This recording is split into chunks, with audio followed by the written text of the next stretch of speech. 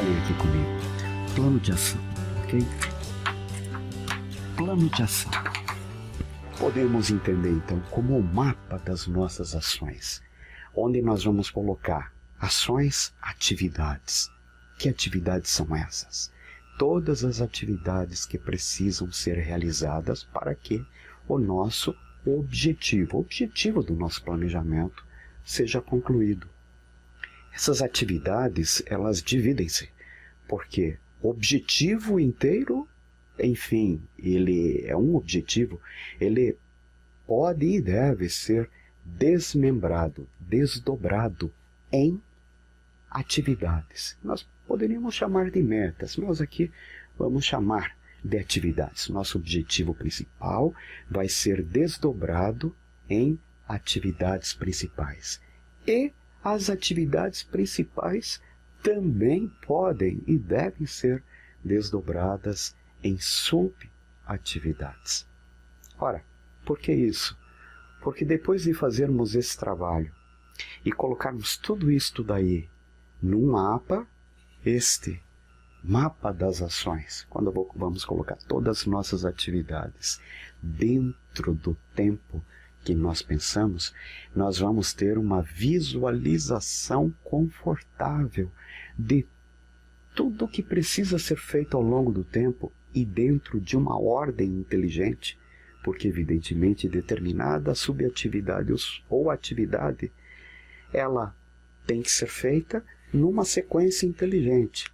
Se eu quero perder peso, por exemplo, não, vamos voltar à lembrança da nossa tarefa de fazer uma maratona. Não adianta eu colocar a atividade de começar a correr sem antes a atividade de contratar meu instrutor. Então, primeiro eu contrato o instrutor. Para isso tem que ter dinheiro, que é aquela coisa de subatividades. Depois eu começo meu treinamento, logo a atividade do treinamento em si vai ficar logo após a primeira atividade, que é contratar um coaching, um técnico, um profissional enfim, agora não estou recordando o nome. Mas o mapa das ações, atividade por tempo, ele pode ter um nome. Na universidade nós conhecemos como gráfico de Gantt. O que é isso? Nunca ouvi na vida, também nem se importa. Isso aqui é só uma curiosidade, porque também não interessa nada a mais do que entender que simplesmente é uma tabela onde na coluna nós colocamos uma das variáveis vitais do nosso planejamento, que é o tempo. E nas linhas nós colocamos as nossas atividades. Eu fiz aqui de uma forma bem simplista, mas que possa levá-los a entender a essência desta tabela. É isso que nós chamamos de gráfico de Gantt. Não tem nada mais do que colocar essas duas variáveis confrontando-se entre si. Ora, de um lado eu tenho as atividades, por exemplo aqui, uma atividade principal A, uma segunda principal B, uma terceira principal C, e posso continuar com D, E, F e ir embora. E de cada atividade, subatividades ou metas. Quem quiser considerar assim, a subatividade é a 1, a 2, a 3 e podemos ir embora.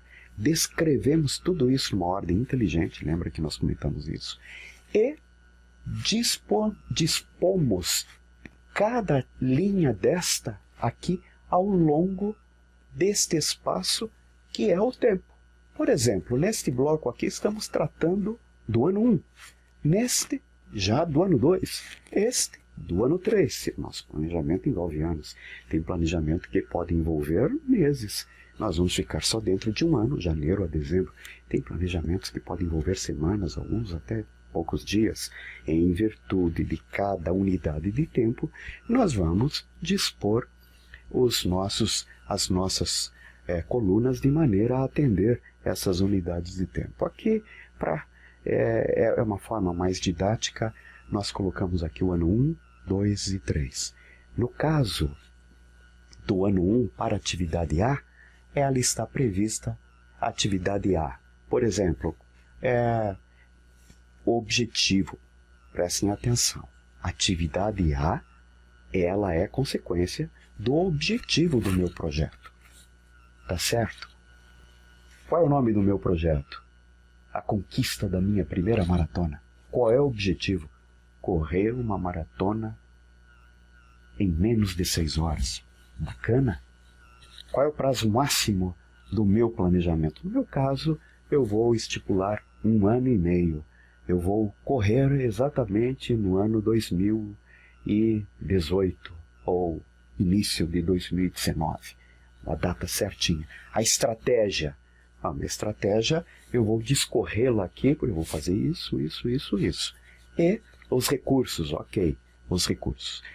Fiz o meu gráfico e uma vez sabido isto, eu sei as atividades que são as principais para atender ao meu objetivo e depois as suas subatividades, disponibilizando em barras.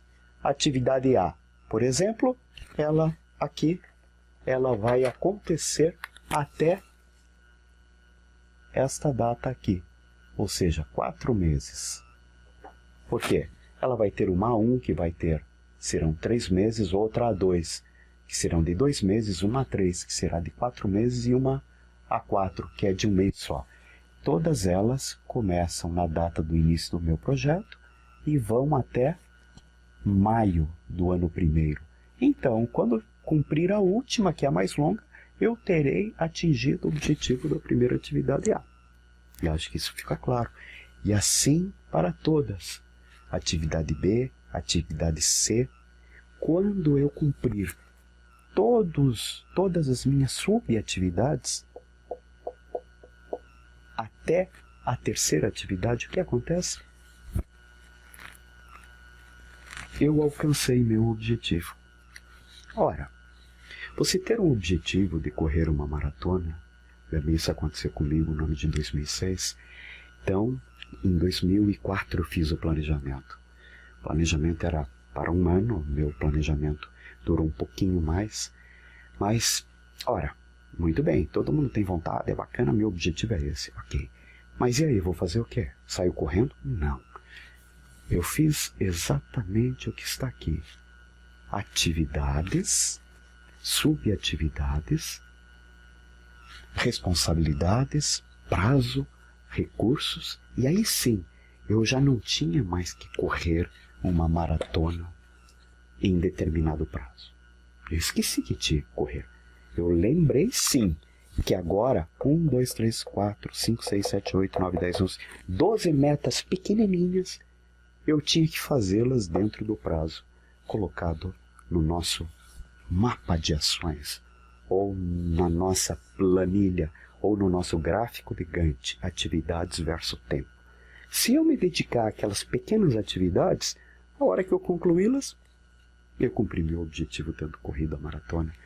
Eu espero que isso tenha ficado bem claro para vocês até aqui. Agora, junto aqui comigo.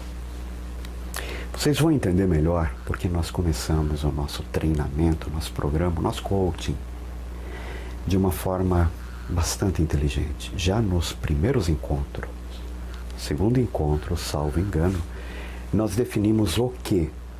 Ora, o nosso objetivo. Lembram-se da instrução dos resultados esperados? Estão lembrados dessa folha, onde nela nós colocamos ali resultado esperado, o meu resultado esperado. Depois nós imaginamos assim, o que você quer fazer ao longo de um determinado tempo, em que parte desse tempo vai ser dentro desse programa. Então coloque teus objetivos que você quer atingir e depois tire uma fotografia dele. Ou seja, eu quero tirar a fotografia desse objetivo, imaginar ele concluído.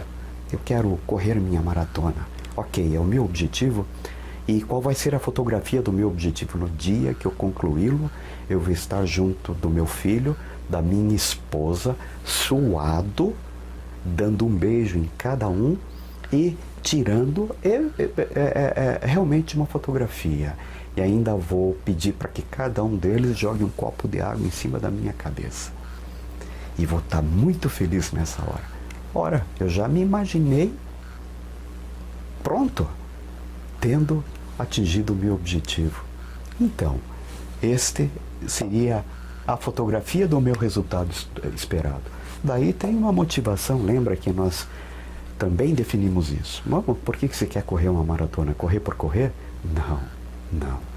O dia que eu cumpri uma maratona, não é pela vaidade de dizer a alguém que eu cumpri, não. É porque quando isso acontecer, eu estar com 10 quilos a menos e minha saúde vai estar afinadíssima.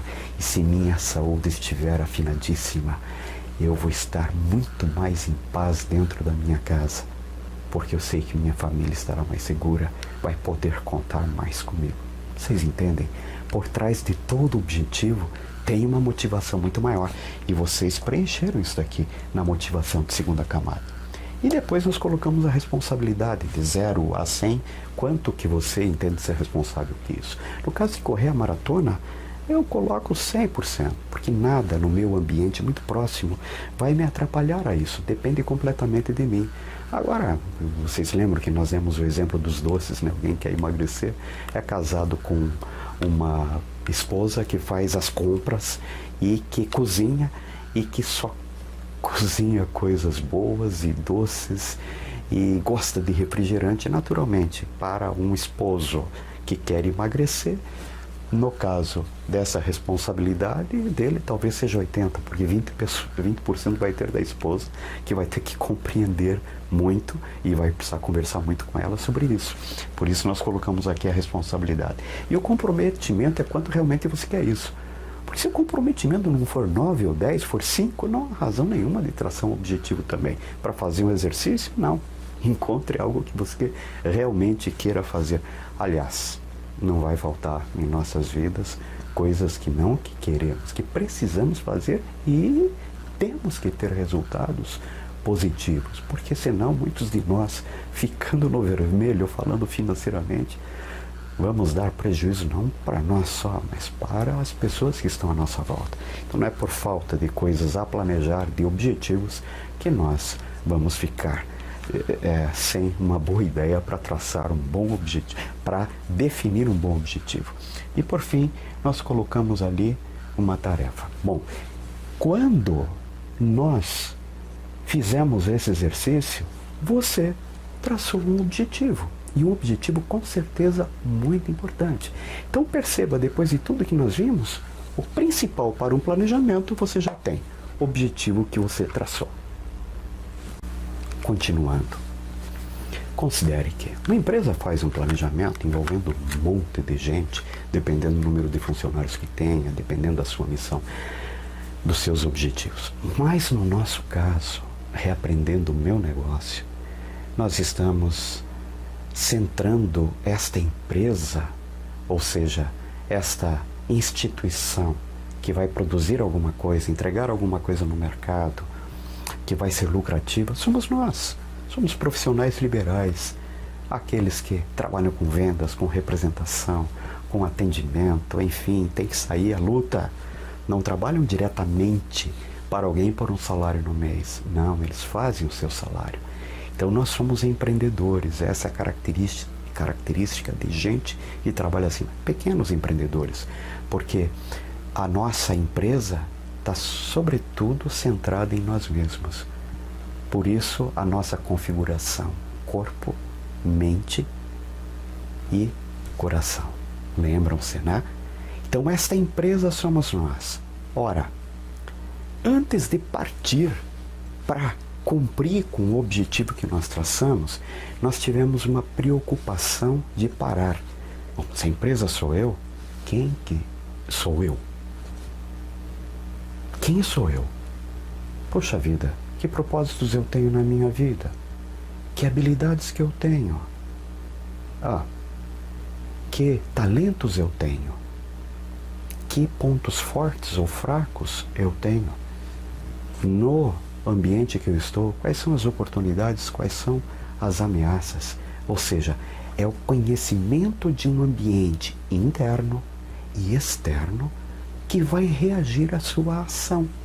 Você definiu o objetivo. Você vai sair para alcançá-lo. Vai haver a reação. Toda ação corresponde a uma reação em sentido contrário. Assim nos ensinou, salvo engano, Newton, na sua lei, quando diz assim, que toda força de ação é igual à força de uma reação no sentido contrário. Então, não vai ser simples. Nós vamos ter que superar as forças reativas para que nós venhamos alcançar nosso objetivo. Essa superação de forças reativas diz respeito ao superação do nosso homem ou mulher, né? Dependendo de quem está nessa posição individual, e também a superação dos enfrentamentos das forças externas que se apresentam ou como oportunidade ou como ameaça. Nós temos que conhecer isto. Se não conhecermos, ao partir para a estratégia, nosso planejamento pode ficar comprometido pela falta do principal recurso, qual? A nossa própria preparação. Eu acredito que isso faz sentido para todos nós. Então notem bem, nós nos preocupamos em definir nossos valores. Lembram-se? Não foi porque de qualquer maneira. Lembram-se dos valores? Tem aquelas pessoas que têm os valores de respeito, reconhecimento são importantes na sua vida, outros competitividade, individualidade, outros estabilidade e responsabilidade. Lembram-se dos valores? Por que isso? Porque é por meio dos valores que você tem disposição para ir a algum lugar. Não só a disposição, não só a motivação, mas principalmente a razão de você fazer isto ou aquilo, ela é uma consequência dos valores que você tem. Se você conhece seus valores, você vai saber muito bem em lugares que você pode entrar, em lugares que, embora requer a tua presença, você não vai poder entrar. Não digo de espaço, mas digo de situações que vão se criar. Então você vai ter que dar direção a cumprir teus objetivos, naturalmente dentro dos teus valores. Isso pode mudar as variáveis, tá certo? Por isso nós fomos buscar conhecer nossos valores, e cada um de vocês se conheceu melhor após fazer uma autoavaliação, que foi uma instrução, foi uma sessão inteirinha. No final definiu lá, olha, 4, 5 valores que você sabe que são aqueles valores que ditam as regras da tua vida. Mas não ficamos por aí. Nós partimos também para definir a nossa missão.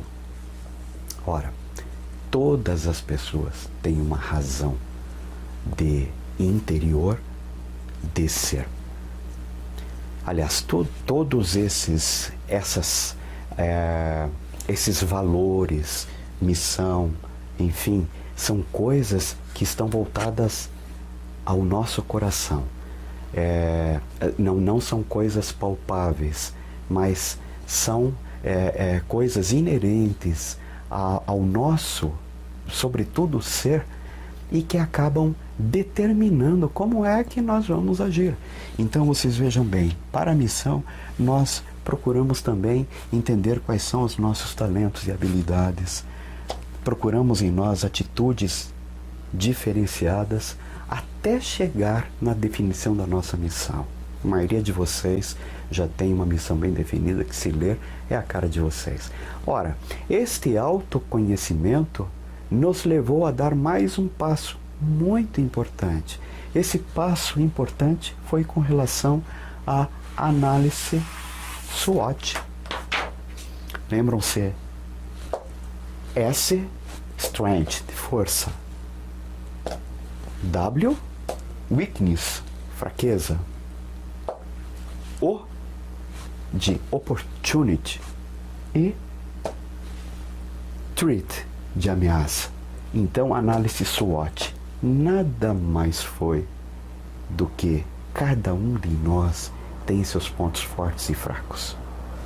Pronto. foi o que nós preenchemos aqui. Quais são os teus pontos fortes? Aqui. E os teus pontos fracos? Simplesmente isso. Eu tenho pontos fracos e posso lembrá-los. Dirigido a cumprir uma maratona, o meu objetivo de cumprir a minha maratona é um dos meus pontos fracos. Disciplina, dificuldade a me disciplinar com uma agenda. Isso é um ponto fraco. Eu posso colocar, mas eu posso colocar também um ponto forte que eu tenho. Eu tenho uma boa vontade muito grande. Opa, boa vontade é um ponto forte. Por que que nós fazemos isso? Porque não adianta eu definir um objetivo na minha vida em que os meus pontos fracos são muito mais evidentes do que os meus pontos fortes. Antes de partir para esse objetivo, eu vou trabalhar para que possa minimizar efetivamente meus pontos fracos e maximizar meus pontos fortes, de forma a fazer com que a balança ela pese para o lado melhor, que é o lado da força. Então vejam bem, nós fizemos essa análise, eu não vou entrar nos detalhes dela, porque além de conhecermos nossos pontos fortes e fracos, nós avaliamos o meio que nós estamos para alcançar aquele objetivo, quais são as oportunidades que nós temos e também quais são as ameaças do ambiente para nós no tocante a alcançar aquele objetivo. Até sobre a questão de pontos fortes e fracos, oportunidades e ameaças, mas bem sobre pontos fortes e fracos, nós vamos fazer uma aula só sobre talentos. Quais são os teus talentos? Isso é uma coisa muito importante, vai ficar num capítulo à parte. Mas até aqui, o que nós queríamos que vocês entendessem é que visualizem bem. Diante desta técnica do planejamento, nós nos preparamos sem perceber. Primeiro para definir nosso objetivo, verificar nossos valores. Ora, definir nossa missão, entender também nossa essência, que são os talentos e também as habilidades especiais. E analisar o que nós temos de ponto forte, fraco, e quais são as nossas oportunidades e ameaças. Ora, isso então nos deu uma bagagem para seguirmos a próxima etapa. Lembram-se da próxima etapa, que foi o nosso roadmap, ou seja, o nosso caminho, a nossa estratégia. Porque a partir do momento que nós traçarmos o nosso roadmap, nós fizemos isso com vocês, colocando aqueles papeizinhos no chão, partindo do princípio que você alcançou o teu resultado. Você já está no ponto em que passaram-se aquele ano e meio de treinamento e estou aqui junto com minha esposa, com meu filho, estão jogando um copinho de água em cima de mim e eu corri minha maratona em 5 horas e 36 minutos, menos de 6 horas, não parei nem um pouquinho, estou com meus 10 quilos a menos, mas o importante é que eu estou muito mais refinado e mais preparado para ser uma pessoa útil a esta família que eu tanto amo e talvez seja a principal razão da minha vida nesta terra. Então, olha, os objetivos da segunda camada aflorescendo. Então, por que isto daí? Isso daí me levou a concluir meu planejamento, partindo do momento em que eu alcancei o resultado que queria. Certo, mas para alcançar esse resultado, lembram-se? O que aconteceu 30 dias antes? Fiz minha corrida de 30 quilômetros. E 60 dias antes? Nossa, eu passei por um programa incrível de aperfeiçoamento em rampas. E 90 dias antes? E assim, até chegar naquela data inicial, que foi o nosso roadmap. E exatamente a partir daí que começou a ser construído efetivamente o nosso planejamento.